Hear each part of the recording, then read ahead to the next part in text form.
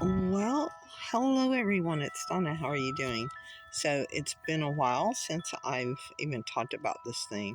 So, right now, the final size of it as it's currently is it's 52 wide by 70 inches long, and it's bigger than I thought it was going to be. So I don't know if I'm going to put a border around this, and if I do, I may try to match the red.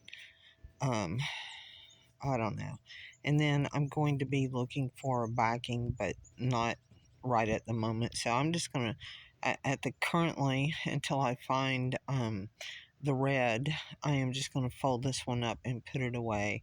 I do have some of the fabric that I can, color match against and stuff. I have seen some reds that look kind of interesting that I'm thinking about. But anyway, that is the status of this first quilt of 2026. It is basically right now, I'm calling it the top is done until I find the backing and stuff. So hopefully you're creating some quilts. Talk to you later. Bye.